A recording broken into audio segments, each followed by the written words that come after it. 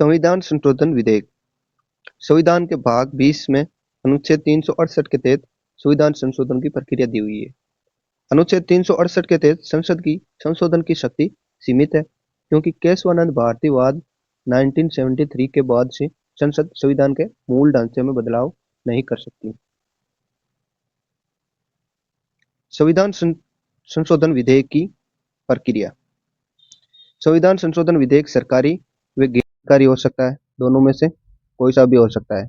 पेश करने से पूर्व राष्ट्रपति की पूर्व स्वीकृति आवश्यक नहीं है, बिना स्वीकृति के भी पेश किया जा सकता है। संविधान संशोधन विधेयक संसद के किसी भी सदन में पेश किया जा सकता है। राज्यसभा, लोकसभा में से किसी में भी पेश किया जा सकता है। राज्य विधानमंडल में पेश नहीं किया जा सकता। बस एक अपवाद है कि अनुच्छेद 169 के तहत विधान परिषद का निर्माण व उत्साधन, इससे संबंधित विधेयक को विधान परिषद में, राज्य विधानमंडल में पेश किया जा सकता है। अन्य कोई भी संविधान संशोधन विधेयक राज्य विधानमंडल में पेश नहीं किया जा सकता। संविधान संशोधन विधेयक दोनों सदनों से अलग अलग पारित होना आवश्यक है। दोनों सदनों की असहमति पर विधेयक समाप्त हो जाता है, क्योंकि इस विधेयक पर संयुक्त बैठक की व्यवस्था नहीं है। अर्थात अगर असहमति है दोनों सदनों में, लोकसभा और राज्यसभा में, किसी संविधान संशोधन विधेयक पर, तो इसके लिए संयुक्त बैठक नहीं बुलाई जा सकती राष्ट्रपति के द्वारा। जब संविधान संशोधन विधेयक राष्ट्रपति के पास जाएगा तो राष्ट्रपति न तो मना कर सकते हैं, न रोक सकते हैं, न पुनर्विचार के लिए लौटा सकते हैं। वे अनुमति देने को बाध्य रहते हैं। संविधान संशोधन विधेयक पर ऐसी बाध्यता 24वें संविधान संशोधन अधिनियम 1971 द्वारा थोपी गई। संविधान संशोधन विधेयक के प्रकार। इसके 3 प्रकार हैं। पहला है संसद के द्वारा साधारण बहुमत द्वारा संशोधन। इसमें अनुच्छेदों को साधारण बहुमत से बदला जा सकता है, अर्थात ये अनुच्छेद 368 की प्रक्रिया से बाहर है। दूसरा प्रकार है संसद के विशेष बहुमत द्वारा संशोधन, और तीसरा प्रकार है संसद का विशेष बहुमत प्लस आधे राज्यों के विधानमंडलों की अनुशंसा पर संशोधन।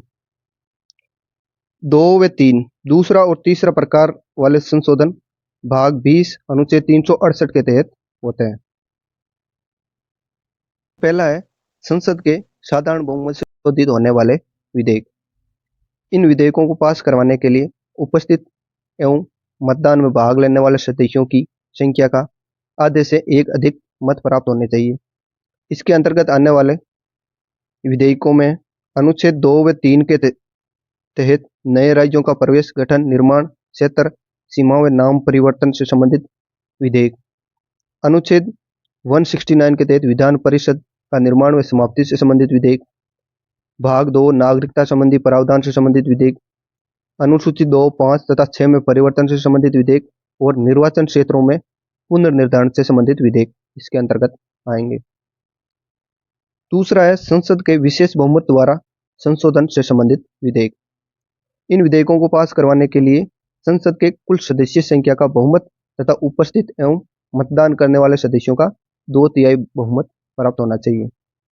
इसमें आने वाले विधेयकों में मूल अधिकार से संबंधित विधेयक, नीति निर्देशक तत्वों से संबंधित विधेयक, संविधान के अधिकांश उपबंध इसी प्रणाली से बदले जाते हैं।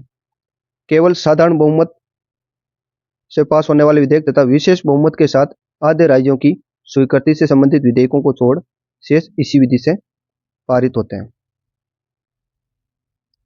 तीसरा है संसद का विशेष बहुमत एवं आधे राज्यों के विधानमंडलों द्वारा अनुसमर्थन से संबंधित विधेयक।